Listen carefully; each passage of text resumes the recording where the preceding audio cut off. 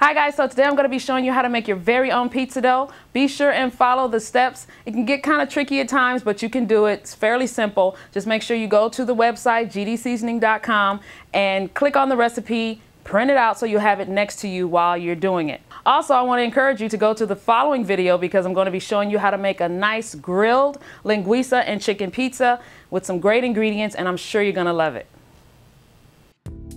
Okay guys, so the recipe starts out with some Flashman's dry active yeast. We need a whole pouch of it, and I'm just going to open that up and put it into a large bowl. Next, I'm going to be adding some honey to the bowl. Now, honey or adding sugar to pizza dough, some people do and some people don't. When you add sugar to the dough, especially when you're going to be cooking at a high temperature, that's going to help get you some decent color, especially when you're cooking at a high temperature like we're going to be doing. And in addition to that, yeast likes to feed on sugar and carbohydrates, so we're just helping the yeast along also.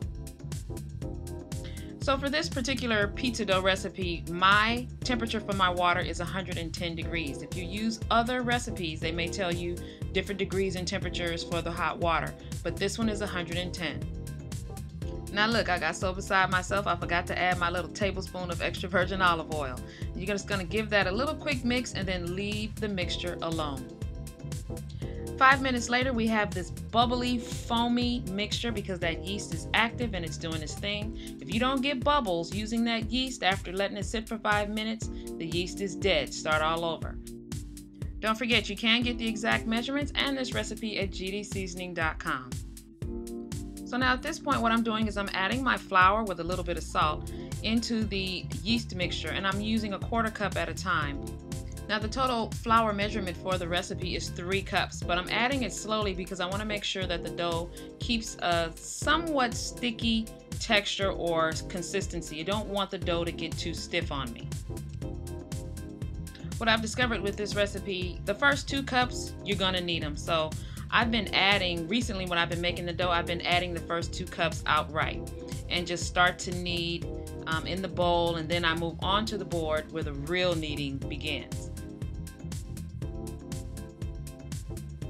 So now what I'm going to do with the remaining cup of flour is I'm going to slowly incorporate it while I'm kneading. So I'm going to put it on the board, and then it's slowly going to be absorbed into the dough. Now the purpose of kneading is to basically develop the gluten and create some sort of elasticity with the dough. The more you knead, the better the pizza dough will be. Now what I did was I just kept doing this for about 5 minutes. Now you can continue to knead longer. What you can do is do it in 5-minute intervals with about 2-minute breaks in between. If you want to do that for about 10 minutes, that would be fine. But 5 minutes worked for what I was going to do. Now all I'm doing is taking a tablespoon of olive oil and I'm putting it in a nice big glass bowl. And then I'm just going to rub it with my hand around the edges and bottom of the bowl. Then I'm going to take the pizza dough and put it in the bowl and make sure it's covered with some olive oil too. So I'm going to roll it on its back and on its sides. And then that's going to be it. And I'm just going to put it to sleep, so to speak. Now I know what some of you are saying, Miss Carolyn, that's already too much work. I think I'd rather just buy my dough. Well, you could. However, at least making your own, it gives you more control of what goes into it. And that's what we're learning today. Now I'm just going to place the dough in a warm spot somewhere away from drafts for about 1.5 hours. And then after that, this is what it looks like.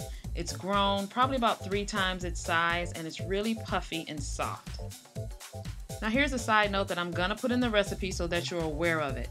Depending on the brands and types of flours that we use, sometimes you're going to need the whole measurement of flour and sometimes you're going to need less. It just depends. So in this case, I made it one time and I was left with about a 1/4 cup of flour, which I ended up using on my board when I rolled it out. Another time I used the whole 3 cups. So you just need to be aware, because if your dough starts to get too stiff on you while you're kneading it, that means that it's too much and you don't want it to dry out on you. You always want the dough to be a little bit sticky, just a little bit. Now what I'm doing is just creating a little small ball, and I'm just going to take my rolling pin. Yes, it's silicone and I'm still putting flour on it because I have trust issues with silicone. But I'm just going to roll it out just a little bit and let the dough kind of stretch itself. That's why I'm pulling it, and let the weight of the dough help stretch it. This is a very simplistic and easy dough. We're not throwing it up in the air. We're not doing all that stuff. We're just trying to make an easy recipe at home because this is actually going on a hot grill outside on the barbecue pit at about 500 degrees. So we want to roll it out as thin as possible. Thanks for joining me, guys. Don't forget you can get the recipe for this pizza dough and this grilled linguiça and chicken pizza on gdseasoning.com.